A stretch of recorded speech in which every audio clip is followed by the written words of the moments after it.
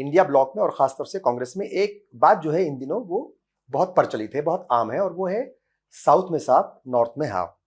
जहां साउथ में साफ की बात हो रही है उसी साउथ से कांग्रेस के प्रेसिडेंट आते हैं और उसी साउथ से कांग्रेस प्रेसिडेंट ऑफिस के जो इंचार्ज हैं डॉक्टर सैयद नासिर हुसैन साहब आते हैं, जो मेंबर पार्लियामेंट भी हैं। बड़े जिम्मेदारी से जो है वो लगातार, अगर देखा जाए, जो ऑफिस है कांग्रेस प्रेसिडेंट का उसको संभाल रहे हैं और सियासत में बहुत सरगर्म तरीके से आगे बढ़ रहे हैं। इस्तकबाल है आपका, कैसे हैं? बहुत बहुत शुक्रिया। मैं ठीक हूँ। बड़ी सरगर्मी चल रही है इन दिनों, गर्मी भी है और सरगर्मी भी है। और ये जो बात हो रही है साहब, साउथ में साफ नॉर्थ में हाफ, चूंकि अब तकरीबन तमाम फेज हो चुके हैं, क्या कुछ असेसमेंट है आपका? क्या वाकई ऐसा है या सिर्फ ये मतलब एक तरीके से चुनावी जुमला है? अगर आप स्टेट बाय स्टेट देखेंगे, रियलिस्टिकली देखेंगे, तो मुझे लगता है कि उनको 2 स्टेट में माइनर गेन्स हो सकते हैं। एक आध सीट उनकी आंध्र प्रदेश में निकल सकती है, एक आध सीट उनकी तेलंगाना में बढ़ सकती है। उनके करीब 15 सीट कम होंगे कर्नाटका में, तमिलनाडु में एक भी सीट नहीं मिलेगी, केरला में एक भी सीट नहीं मिलेगी। तो मुझे लगता है कि उनको एकदम पिछले बार के मुकाबले में सीट्स उनके बिल्कुल कम होते जा रहे हैं। अब नॉर्थ इंडिया में ये पीक कर गए थे पिछले इलेक्शन में, और पिछले इलेक्शन में जब पीक कर गए थे तो उस इलेक्शन से अब स्टेट बाय स्टेट भी अगर आप देखेंगे तो मैं आपको, मेरे उंगलियों पे आंकड़े हैं जो हमें फीडबैक आ रहा है, हर स्टेट पे जो होंगे ये कम होते जा रहे हैं। राजस्थान लीजिए कम हो रहे हैं, मध्य प्रदेश, छत्तीसगढ़, दिल्ली, हरियाणा, पंजाब, यूपी, बिहार, झारखंड, और हर जगह ये कम हो रहे हैं। तो इनकी जो है उल्टी गिनती शुरू हो गई है। आप सोशल मीडिया देखिए, OTT प्लेटफॉर्म्स देखिए, आप जहाँ पे भी देखिए, जितना मजाक इनका उड़ रहा है, और अपने आप को एक, जिस तरह से अपने आप का खुद का जो मजाक इन्होंने, प्रधानमंत्री अपना मजाक किया है इन्होंने देश भर में, तो इससे साफ है कि जो है नॉर्थ इंडिया, कश्मीर से लेकर कन्याकुमारी तक भारतीय जनता पार्टी के सीट्स कम हो रहे हैं, उनका वर्चस्व कम हुआ है, उनकी पॉपुलैरिटी कम हुई है, और वो बिल्कुल फेल हुए हैं। एक नाकारा प्रधानमंत्री, एक झूठे प्रधानमंत्री के नाम पर साबित हुए।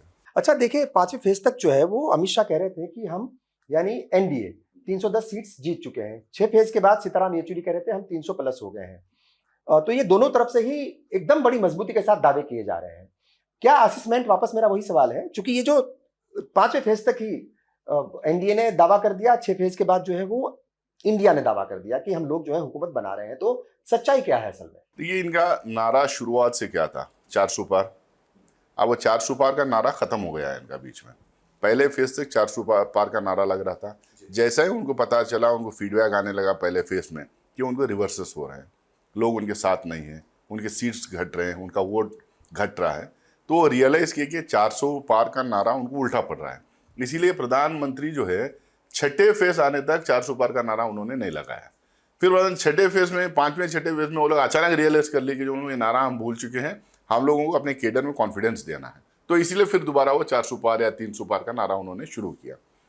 देखिए, इनकी जो नारेबाजी थी, इनके जो स्लोगन्स थे, इनके ये बड़े क्लेम्स थे, और ये लोगों को जो वायदे करते थे, अब लोग को जैसे ही अपोजिशन पार्टीज और इंडिया पार्टीज याद दिलाने लगे कि 2014 में इन्होंने क्या वायदे किए थे, 2019 में क्या वायदे किए थे और कहाँ खड़े हुए, तो लोगों को पता चला, लोगों को लगने लगा कि इसमें कोई भी एक वायदा ऐसा नहीं है कि जिसके ऊपर ये खरा उतरे हैं या नहीं तो उसको फुलफिल किए हैं। तो लोग इनसे हटने लगे, और इनका जो अनडेमोक्रेटिक एटीट्यूड जो था, इनका जो तानाशाही रवैया जो इनका पिछले 5 साल 10 साल में देखने को मिला, जिस तरह से अपोजिशन पार्टी लीडर्स को ये पकड़ के अंदर डालना शुरू किए, अपने पार्टी में लेना शुरू किए, पार्टियां तोड़ना शुरू किए, सरकारें तोड़ना शुरू की, ये बात हम लोगों के बीच में हम लेके गए, और मुद्दा हम लोगों ने बनाया इस बार के प्रजाप्रभुत्व व्यवस्था, जो हमारे जमहूरियत के ऊपर जो अटैक है, संविधान के ऊपर जो अटैक है, और हमारे हुकूक के ऊपर जो अटैक है, ये जो मुद्दा हम लोगों ने बनाया है, ये मुद्दा जो है ग्राउंड पे रेजोनेट किया है। इसीलिए हम लोग को लग रहा है, और हमारा जो फीडबैक है, चाहे वो सीताराम येचुरी साहब बोल रहे हो या खरगे साहब बोल रहे हैं या राहुल जी बोल रहे हो, हमारा जो फीडबैक ग्राउंड से आ रहा है, हमारे पार्टी के लीडर्स और केडर से जो आ रहा है, हमारे जो हम लोग इन हाउस टीम्स जो लगा रखे हैं, उसके जो सर्वे के मुताबिक एकदम हम लोग यकीन से मैं कह सकता हूँ कि 4 तारीख को जब नतीजे आएंगे तो इंडिया गठबंधन की सरकार बनती हुई दिखाई देगी। बहुत सारी बातें आपने कही हैं, और आइन को लेकर के साहब लगातार सवाल उठे हैं, और शुरुआत हुई वो इंडिया ब्लॉक की तरफ से, राहुल गांधी की तरफ से, खड़गे साहब की तरफ से, और खड़गे साहब ने राजस्थान में भी कहा था कि मेरी जान भी चली जाए तो मैं जो आइन है, जो संविधान है, उसके ऊपर आंच नहीं आने दूंगा। उधर प्राइम मिनिस्टर लगातार कह रहे हैं कि अगर बाबा साहब भी आ गए तो तब भी इसमें कोई तब्दीली नहीं होगी। कंफ्यूजन है साहब। कांग्रेस दावे कर रही है लगातार, राहुल गांधी जो है वो चुनाव आयोग के नोटिस के बाद भी उस कॉपी को दिखा रहे हैं, मतलब जो संविधान की किताब है उसको लोगों के बीच ले जा रहे हैं, कह रहे हैं कि इसको बदल दिया जाएगा। पीएम कह रहे हैं कि नहीं बदला जाएगा। तो सच्चाई क्या है? क्योंकि लोग थोड़ा सा समझना चाहते हैं कि कांग्रेस के पास कहां से इनपुट्स हैं कि वाकई बदल देंगे अगर 400 पार आ गए तो। ये सिर्फ इलेक्शन के टाइम पे हम लोग ये बात नहीं बोले। इलेक्शन के पहले पार्लियामेंट के अंदर जब इनके जितने भी बिल्स आते थे, जितना भी ये अमेंडमेंट्स के लिए जो लेके आते थे, तो उसके खिलाफ जो ये अभी जो इंडिया ब्लॉक जो बना हुआ, ये पार्टियां के फ्लोर लीडर्स ऑलरेडी जो है लोकसभा और राज्यसभा में आपस में कोऑर्डिनेशन कर रहे थे, इनके बिल्स का विरोध कर रहे थे, इनका तानाशाही जो रवैया था उसके खिलाफ खड़े हो रहे थे, सस्पेंड हो रहे थे। आप किसान के काले कानून देख लीजिए, उसमें 8 सांसद सस्पेंड हुए थे अपोजिशन के, मैं भी सस्पेंड हुआ था उसमें। लेबर कोर्ट्स जो आए थे उसके ऊपर, तो कई जो मुद्दे थे जिसके ऊपर हम लोग ऑलरेडी एकजुट हुए थे, और वहाँ पे हम लोग जो है डेमोक्रेसी, कॉन्स्टिट्यूशन, ये सब मुद्दा हम लोगों ने बनाया था। अब कॉन्स्टिट्यूशन बदलने की बात है, और कॉन्स्टिट्यूशन बदलेंगे तो इसका नुकसान किसको होगा, किन तबकों को होगा, क्या उसमें ये बदलेंगे, ये डिबेट एक अलग डिबेट है। आपका जो सवाल है सीधा सीधा कि कॉन्स्टिट्यूशन बदलेंगे, ये किस आधार पे हम कह रहे हैं। मोहन भागवत ने कहा है कि हम रिजर्वेशन बदल देंगे। अनंत कुमार हेगड़े जो इनका एमपी है कर्नाटक से और आरएसएस का बंदा है, उसने कहा है कि हम 400 सीट हमें देंगे, कॉन्स्टिट्यूशन बदल देंगे। टिकट काट दिया। राजस्थान के जो एमएलए जो एमपी जो कंटेस्ट कर रहे थे, उन्होंने कहा है। कई राजा भैया इसके पहले जो उसके आरएसएस के चीफ थे, उन्होंने कहा है भाई आरएसएस का ये फ्रंट है बीजेपी। अयोध्या के एमपी, अयोध्या के एमपी, कई लोगों ने कहा है इनके बारे में, छोटे मोटे बड़े कैंपेन है। और हाँ, वो एकदम वो खुले आम कह रहे हैं भाई देखिए आपको सरकार बनाने के लिए कितने सीट चाहिए, 272 सीट चाहिए, आप 400 पार की क्यों बात कर रहे हैं? क्योंकि आपको पता है 407 सीट चाहिए कॉन्स्टिट्यूशन को बदलने के लिए। उतना नंबर वो इसलिए बार बार मांग रही है, वो खुले आम कह रहे हैं भाई हम लोगों ने, आप 300 पार हम लोगों को किया था, हम लोगों ने ये किए, आप 400 पार हम लोग को करवा दीजिए, हम कॉन्स्टिट्यूशन बदल देंगे। अभी हेमंत बिस्वा शर्मा ये पिछले चरण के टाइम पे उन्होंने क्या बोला, 300 पार आपने किया, हम लोगों ने अयोध्या मंदिर बनाए, 400 पार आप कर दीजिए, हम 2 मस्जिद काशी और मथुरा हम मस्जिदें गिरा के बनाएंगे, उनका स्टेटमेंट। और कमाल की बात यह है कि वो चीफ मिनिस्टर हैं और एक कॉन्स्टिट्यूशनल पोस्ट है, और मतलब बाकायदा जो है ओथ ली है, उसके बाद ऐसी बातें कर रहे हैं। तो और देखिए ये अभी आप जर्नलिस्ट हैं, आप लोगों को जिस तरह से दबाया कुचला जा रहा है, जिस तरह से आपको सच बोलने नहीं दिया जा रहा, जिस तरह के आपके चैनलों पे कंट्रोल किया जा रहा है, जिस तरह से उनके पूंजीपति दोस्तें जो है चैनल्स खरीद ले रहे हैं, तो जिस तरह आपकी ज़बान बंद कर रहे हैं, जो किसी भी एक डेमोक्रेटिक सेटअप में ये पिलर जो मीडिया जो सबसे बड़ा पिलर होता है, उसकी सख्त ज़रूरत जो होती है कॉन्स्टिट्यूशन को जिंदा रखने के लिए और डेमोक्रेसी को जिंदा रखने, उसका ही जब गला घोट रहे हैं, तो आप बताइए कि ये कॉन्स्टिट्यूशन में क्या क्या वो प्रोविजंस खत्म करेंगे जिससे जो है ये आम आदमी को फ़ायदा पहुंचे, और यानी वंचित वर्ग जो है, जो डाउन ट्रोडन लोग जो हैं, यानी वीकर सेक्शंस हैं, उनके हुकूक किस तरह से छीनेंगे, आप समझ। पर वो तो ठीक है साहब, एक तरफ तो आप ये कह रहे हैं कि वो मीडिया का गला घोट रहे हैं, दूसरी तरफ राहुल गांधी जो है वो लगातार मीडिया को और कुछ एंकर्स को वो चमचा चमची कह रहे हैं। बिल्कुल। और बिल्कुल। और 80 से ज्यादा इंटरव्यू प्राइम मिनिस्टर दे चुके हैं और राहुल गांधी ने एक भी इंटरव्यू नहीं दिया। ये मैं आपको ये बताऊं, मैं इसके पहले आपको बता रहा था किस तरह से जो हम कई सियासतदानों को इन्होंने डरा धमका के अपने पार्टी में लिया, पार्टियों को तोड़ा, सरकारों को तोड़ा, लेकिन ये हर कोई सियासतदान को, हर कोई एमएलए एमपी को ये डरा रहे हैं, लेकिन हर कोई भागा नहीं, हर कोई उनका लाइन टो नहीं किया। मीडिया में भी बहुत सारे ऐसे लोग हैं जो उनकी लाइन टो नहीं कर रहे। देखिए इनके जो पूंजीपति दोस्तों ने जो चैनल्स खरीदा, उसमें लोग काम कर रहे हैं, उसमें बहुत सारे जर्नलिस्ट हैं, लेकिन उनकी लाइन टो नहीं कर रहे हैं। बहुत सारे लोग जो है एनडीटीवी छोड़ के चले गए, जब वो एनडीटीवी किसी एक कॉर्पोरेट से खरीदा गया। दूसरे चैनल्स में जब चैनल्स की लाइन टो करने से वो इनकार किए, उनको निकाला गया। They chose to leave the organisation, they chose to leave the channel, but they didn't chose to toe the line. तो हम लोगों को वैसे जो जर्नलिस्ट हैं उनको सराहना है। हम वो लोग जो हैं जो चुप्पी साधते हैं और उनका लाइन जो टो करते हैं, जाहिर सी बात है हम बोलेंगे, क्योंकि जो है हिंदुस्तान की पॉलिटी डिवाइडेड है, हिंदुस्तान की सोसाइटी डिवाइडेड है। अब वो लोग हैं जो तानाशाह का साथ देना चाहते हैं अपने मजबूरियों की वजह से या डर की वजह से, वो लोग हैं जो तानाशाह के खिलाफ खड़े होकर उससे लड़ना चाहते हैं और अपनी डेमोक्रेसी और कॉन्स्टिट्यूशन को बचाना चाहते हैं। राहुल गांधी उन लोगों की टिप्पणी करते हैं, उन जर्नलिस्टों की टिप्पणी करते हैं जो उनका लाइन टो करते हैं और आइडियोलॉजिकली उनका साथ देते हैं और डेमोक्रेसी और संविधान को खतरे में डालने की जो पार्टी कोशिश कर रहे हैं उनके साथ जो खड़े होते हैं उनकी टिप्पणी करते हैं, उनकी नहीं जो उनके खिलाफ खड़े होते हैं। सच को सच दिखाइए, आपका काम है। 19 अप्रैल तक, पहले फेज तक सब कुछ ठीक चल रहा था। आपने कहा कि प्राइम मिनिस्टर घबरा गए हैं या बीजेपी घबरा गई, उनको पता है कि जमीनी हकीकत कुछ और है। हिंदू मुस्लिम पर जो आए 21 तारीख के बाद राजस्थान से, आपको क्या लगता है कि एक प्रेशर था? चूंकि बीजेपी के लोगों से जब बात होती है तो वो इस बात को मानते हैं कि राहुल गांधी, खड़गे जी और बाकी जो बड़े लीडर्स हैं पार्टी के, संविधान का जो उन्होंने इशू उठाया वो आखिरी आदमी तक पहुंचा और शायद उसकी काट के लिए ही फिर वो मुस्लिम रिजर्वेशन, हिंदू मुस्लिम और तमाम तरीके की बातें, मुजरा, कब्रिस्तान, ना जाने क्या क्या आ गया। देखिए, कल मनमोहन सिंह जी का एक स्टेटमेंट था। मनमोहन सिंह जी, उनकी तबीयत ठीक नहीं है, बार बार हॉस्पिटलाइज हो रहे हैं। वैसे एक शख्स अगर उनको ये फील हो रहा है कि एक प्रधानमंत्री अपनी ऑफिस की डिग्निटी को लोअर कर रहा है, अपनी एक प्रधानमंत्री को गरिमा को ख़त्म कर रहा है, इतने नीचे लेवल पे गिर के जो हम लोग एक पॉलिटिकल डिस्कोर्स को गिरा रहा है, तो उनको जब लगा तो उनको ऐसे उनकी स्थिति में उनके हालात नहीं है लिखने की, उन्होंने जो हम लोग कल एक स्टेटमेंट इशू किया है। नंबर 1, ये देश का हर बंदा रियलाइज कर रहा है कि ये पहले चरण के बाद हिंदू मुस्लिम क्यों इतना प्रोमिनेंटली दिखाई दिया। पहले वो भी जो हम लोग वो बोलना चाह रहे थे कि हमने ये काम किया, हमने वो काम कर दिया, देखो हमने जो वायदे किया था वो पूरा किया, ये सभी। आखिर क्या ऐसी बात हो गई पहले चरण के बाद, दूसरे चरण के बाद, इन्होंने हिंदू मुस्लिम, मटन, मंगलसूत्र, मदरसा, भैंसें और फ्लैटें छीन के मुसलमान को देने की बातें कहाँ से आ गई? इतना ब्रेजनली एक प्रधानमंत्री अपने समाज, देश के समाज को डिवाइड करने की जब कोशिश करता है तो वो देशद्रोही का काम कर रहा है। वो जो है ना देश को बांटने का काम कर रहा है। देश को जो बांटता है, अपने ही लोगों के आपस में झगड़ा करवाता है, हेट्रेड फैलाता है, जो हम देश के खिलाफ काम कर रहा है। इस आदमी जो हम इस इलेक्शन में वो अपना मानसिक संतुलन खो चुका है। वो गांधी के बारे में कहता है कि गांधी को दुनिया में नहीं जानते थे जब तक पिक्चर उनकी फिल्म नहीं बनी। अरे भाई, Nelson Mandela, Martin Luther king, आप दुनिया के उस टाइम के सबसे बड़े जो लीडर्स थे, रेवोल्यूशनरीज थे, वो लोग जो है गांधी को अपना लीडर मानते थे। अब ये अपने आप को गांधी की तुलना की करना शुरू कर दें। पहले चरण में ये थे सेवक, दूसरे चरण में ये बन गए चौकीदार, अब ये बन गए भगवान के अवतार। वो कहने कि मैं बायोलॉजिकल ही नहीं हूँ और मुझे भेजा है। कंफ्यूज्ड आदमी है, उनको समझ में नहीं आ रहा है कौन से पिच पे खेलना है।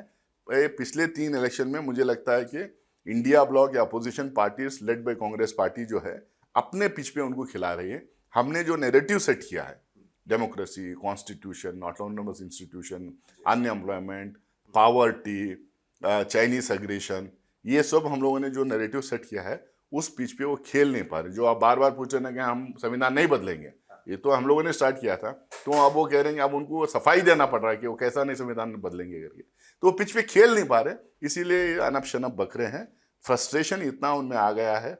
अब वो देखिए, मॉडल कोड ऑफ कॉन्डक्ट को वायलेट करते हुए अब कन्याकुमारी में जाके जो है वहाँ पे मेडिटेशन करने लगे, सिर्फ इसलिए कि कल एक चरण बचा हुआ है, वो वोटर्स को इन्फ्लुएंस कर सके। चूंकि ये बात जो है वो बार बार आम लोगों के बीच होती है, खासतौर से मुसलमानों के बीच, और वो ये है कि चूंकि बीजेपी एक तरीके से अलग अंदाज है उसका मुस्लिम पॉलिटिक्स करने का, और उसी के कहीं ना कहीं जाल में फंस गई हैं सेकुलर पार्टियां इंक्लूडिंग कांग्रेस।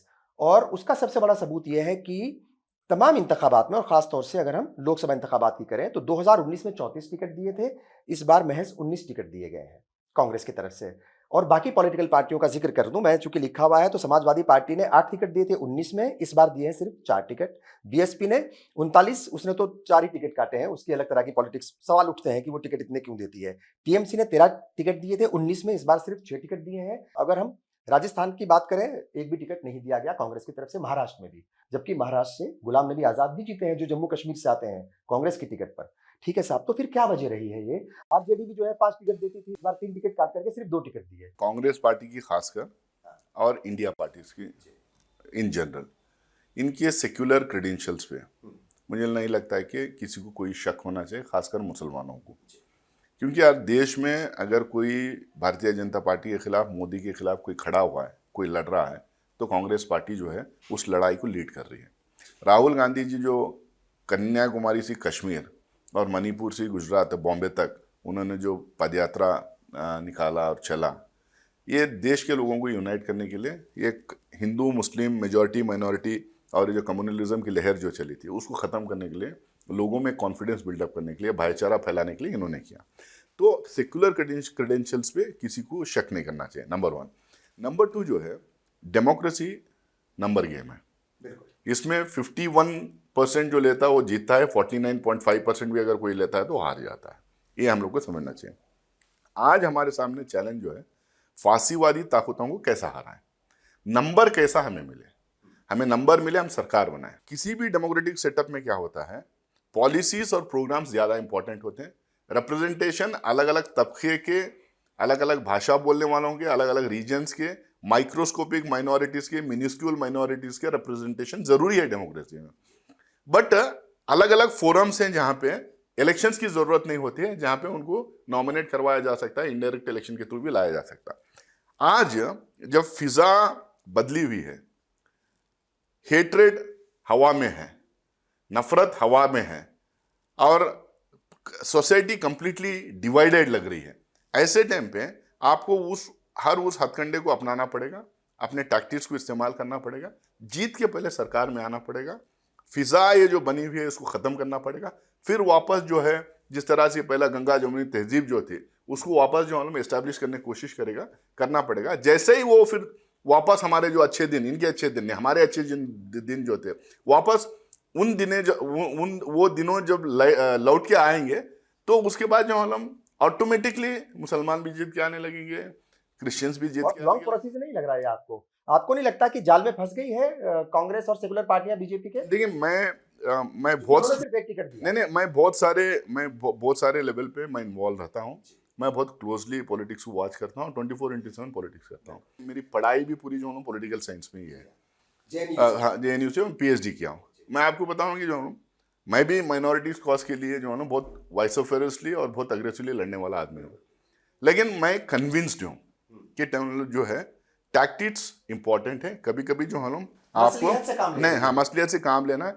कभी कभी जब जरूरत पड़ी तो वो जो पॉलिसी है ना, 1 step backward and 2 step forward, एक कदम पीछे हटो और जैसी हवा और फिजा और क्या बोले माहौल बदले, आप 2 कदम आगे बढ़ो। आपका एग्जिस्टेंस पहले इंपॉर्टेंट है, सेकुलर फोर्सेस की जीत इंपॉर्टेंट है, उसके बाद रिप्रेजेंटेशन ऑटोमेटिकली आएगा। अच्छा, इंडिया ब्लॉक की बात करें साहब, आपको लगता है कि जो 5 सूबों में पिछले साल इंतखाबात हुए थे और जो उसके रिजल्ट्स आए थे, उसका इंडिया ब्लॉक पर इतना असर पड़ा कि माहौल को देखते हुए पहले जो है नीतीश कुमार जो है वो चलते बने, उसके बाद RLD और ऐसे कई सारे छोटे-छोटे दल जो है वो निकल गए। मगर क्या इंडिया ब्लॉक को नुकसान हुआ नीतीश कुमार के निकलने से, जाने से? और ममता बनर्जी जो है वो भी एक तरीके से नहीं है। अभी वो कल कह रही थी कि मतलब बाहर से समर्थन देंगे, और अब ये भी है कि जो इंडिया ब्लॉक की मीटिंग हो रही है दिल्ली में, उसमें भी वो नहीं आ रही है, तो बहुत सारे सवाल उठ रहे हैं। और क्या अधीर रंजन का उसमें रोल है? ये पूरा जो प्रोसेस था पार्लियामेंट के अंदर, कांग्रेस का विप होने के नाते से ये पूरा कोऑर्डिनेशन का काम मैं देखा करता था। इंडिया अलायंस में भी लार्जली जो कोऑर्डिनेशन का काम मैं देखा करता था। अभी भी परसों की मीटिंग के लिए भी कोऑर्डिनेशन कर रहा हूँ। मैंने बहुत करीबी से देखा जिस तरह से मल्लिकार्जुन खड़गे साहब, राहुल गांधी जी, सोनिया गांधी जी, ये लोगों ने जो है आउट ऑफ द वे जाके पार्टियों को और लीडरों को अपनाने की कोशिश की, हाथ बढ़े, एम्ब्रेस किए, उनको हक किए, सबको साथ में लेने की कोशिश की। 26-28 पार्टीज को एक प्लेटफॉर्म पर लाना कोई मजाक नहीं, बड़ी मेहनत करके एक पार्टी को लाए। अब इसमें जो है ये सारे पार्टीज अलग अलग पार्टीज हैं। ब्रॉडली ये सारे पार्टीज ये मान रहे थे कि एक अनडेमोक्रेटिक गवर्नमेंट है, एक डिक्टेटोरियल एटीट्यूड का आदमी प्राइम मिनिस्टर बन के बैठा हुआ है, ये देश के लिए ठीक नहीं। अगर ऐसे ही उनको कंटिन्यू करने का मौका दिया गया, संविधान भी बदलेंगे और जो हमारे आज़ादी के आंदोलन के जो नेता लोग जो ख्वाब देखे थे उसको ख़त्म कर देंगे। तो ब्रॉडली इन चीज़ों पे एक हुए हम लोग।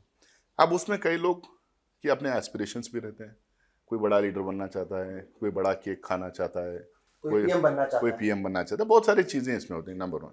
नंबर 2, एक चीज़ हम लोग को भूलना नहीं चाहिए, हम लोग एक तरफ ये कोशिश कर रहे हैं, दूसरी तरफ एक बड़ी कोशिश हो रही थी, जो 400 पार जो करवाने के ख्वाब जो देख रहे थे वो लोग क्या कर रहे थे, जितने लोगों के खिलाफ आरोप लगा रहे थे कांग्रेस पार्टी में और अपोजिशन पार्टी में, उनको डरा धमका कर उनके खिलाफ फाइल्स खोल के ईडी, आईटी और सीबीआई का इस्तेमाल करके उनको डरा धमका के अपनी पार्टी में ले रहे थे।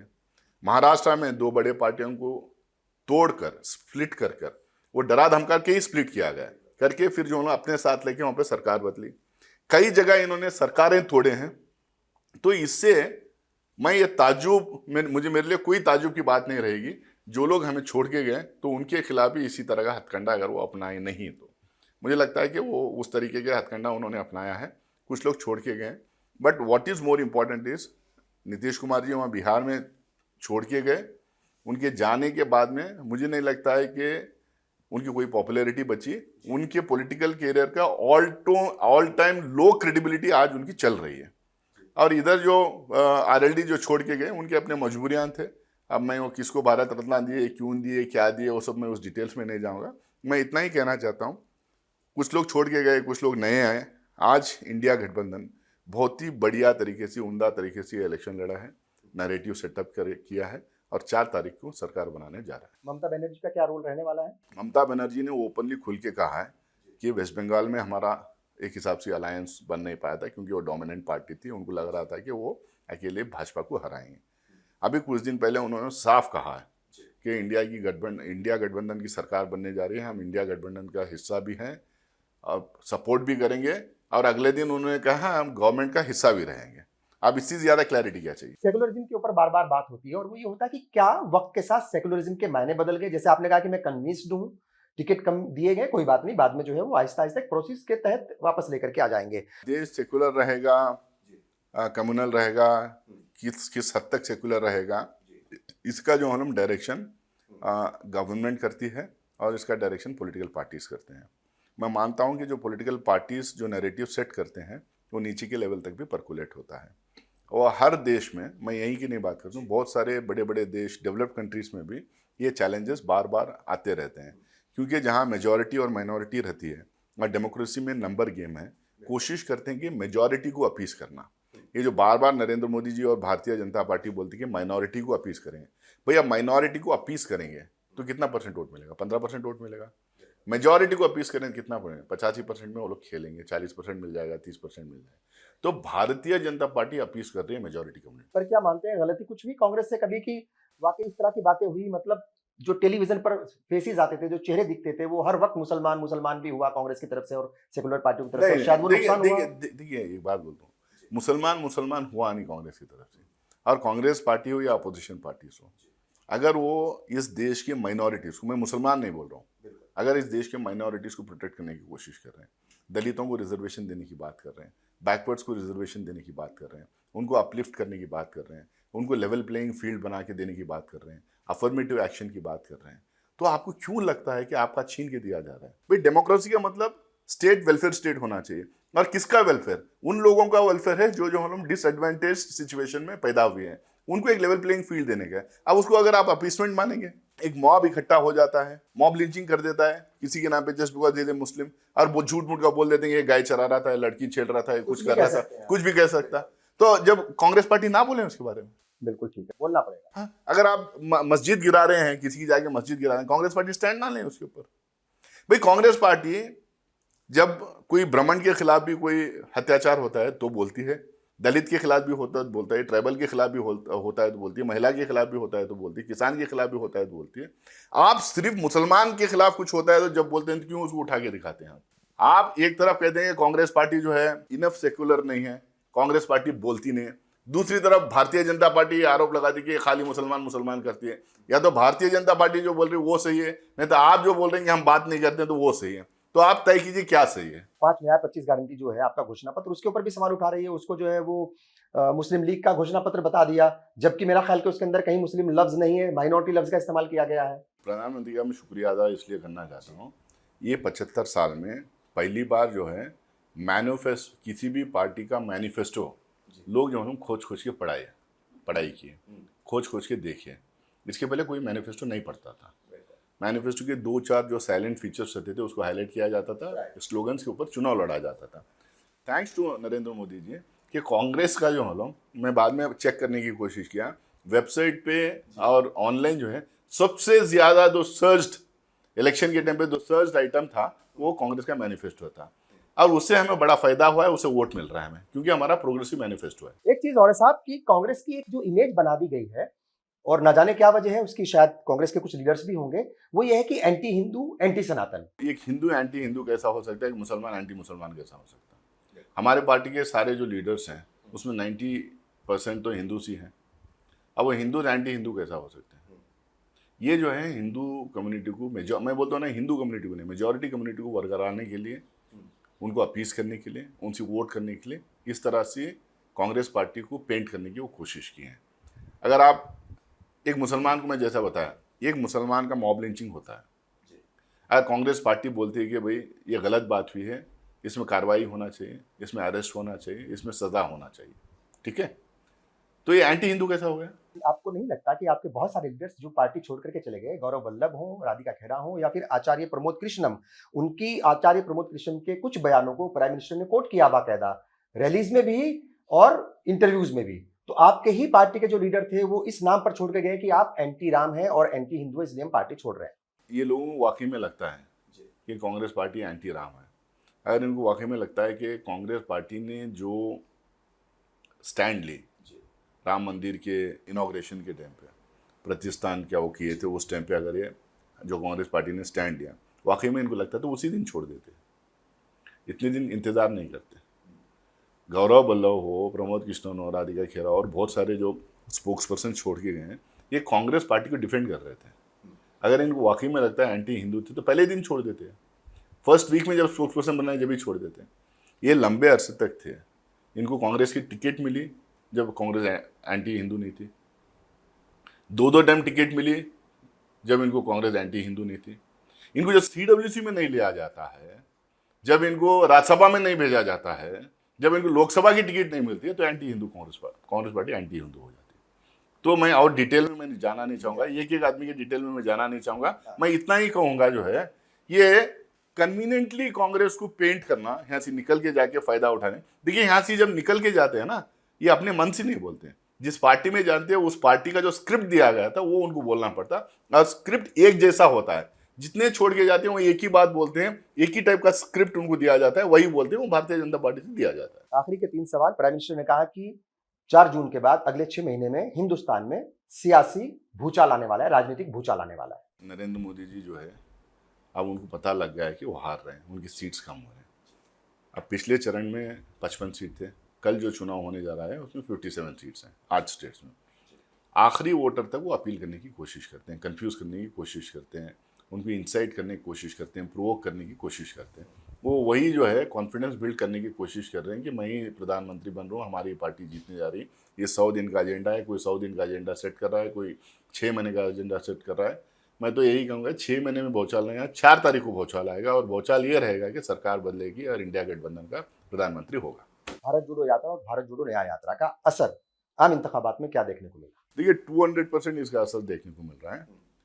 जो नफरत इन्होंने फैलाई थी वो नफरत कम हुई। देखिए जब भी नफरत फैलाई जाएगी, जब नफरत रहेगा, जब लोगों में डिवीजन रहेगा, जो लोगों में पोलराइजेशन रहेगा, धर्म के नाम पे, जात के नाम पे वोट पूछा जाएगा, तो भारतीय जनता पार्टी को फायदा होगा।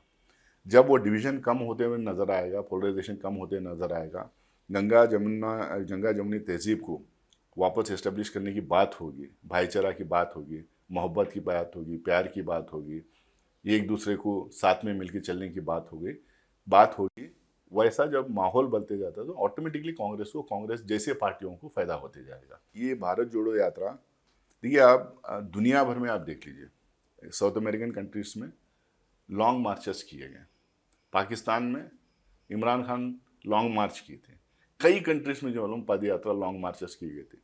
राजशेखर रेड्डी साहब आंध्र प्रदेश में पद यात्रा किए थे। कर्नाटका में, हमारी स्टेट में, बेंगलुरु से मेरे डिस्ट्रिक्ट बल्लारी तक जो है 350 किलोमीटर का जो है पद यात्रा हम लोगों ने किया। ये जब लॉन्ग मार्चेस किए हैं, जब पद यात्रा किए हैं, जब लोगों के बीच में जाके अवेयरनेस क्रिएट करने का कोशिश की है, हम सत्ता में वो पार्टियां वापस आए हैं। अब ये दुनिया भर का एक्सपेरिमेंट है। भारत जोड़ो यात्रा का ज़बरदस्त असर है, वो हमें फ़ायदा पहुंचा रहा है। और जब हम 4 तारीख को जीतेंगे, एक बड़ा फैक्टर हमारी जीत का भारत जोड़ो यात्रा। 4 तारीख को रिजल्ट आ जाएंगे। 4 तारीख को अगर फेवर में रिजल्ट आए इंडिया ब्लॉक के कांग्रेस के, प्राइम मिनिस्टर कौन होंगे, मल्लिकार्जुन खड़गे साहब या राहुल गांधी जी? देख, कल ये सवाल आया था और मल्लिकार्जुन खड़गे साहब ने खुद कहा कि हमारी डेमोक्रेटिक पार्टी है, हमारी इतने पार्टीज की अलायंस गठबंधन है। एक तो पहले अलायंस के साथ बैठेंगे, कौन सी पार्टी का कौन प्रधानमंत्री, वो सब उसमें बातचीत होगा, कॉमन मिनिमम प्रोग्राम तय किया जाएगा। हमारी पार्टी में हाई कमांड है, हाई कमांड में तो एक आदमी नहीं होता, हाई कमांड में, हाई कमांड में तो कई लोग होते हैं। सोनिया गांधी जी फॉर्मर प्रेसिडेंट है, सीपीपी की चेयरपर्सन है, राहुल गांधी जी फॉर्मर प्रेसिडेंट हैं और बहुत सीनियर लीडर हैं, सब बैठ के आपस में तय करेंगे। उन्होंने एक बड़ी अच्छी बात कल बताई कि यूपीए 2004 में जब जीत के आए, जब भी यही बात हो रही थी कि प्रधानमंत्री कौन होंगे। हालांकि कांग्रेस पार्टी ने सोनिया गांधी जी को प्रधानमंत्री बनने के लिए ऑथराइज कर दी थी।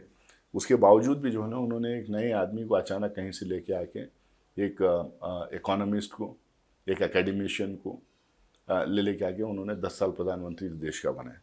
तो कौन बनेगा करोड़पति जैसा जो सवाल है ना, हम कांग्रेस पार्टी ये मानते हैं कि पार्लियामेंट्री डेमोक्रेसी होना चाहिए, पार्लियामेंट में एमपीज जीत के आना चाहिए, मेजॉरिटी आना चाहिए, उसके बाद कौन बनेगा प्रधानमंत्री, वो एक सवाल को उसको टैकल किया। हमसे बात की, बहुत बहुत शुक्रिया। बहुत बहुत तो ये थे नासिर हुसैन साहब, तमाम सवालों के जवाब बड़ी बेबाकी से दिए, ईमानदारी से दिए, दिल से दिए। जाहिर तौर पर सियासत तो होगी, होती रहेगी और वो 4 तारीख के बाद भी चलती रहेगी। आपने प्रोग्राम देखा, बहुत बहुत शुक्रिया। आदाब।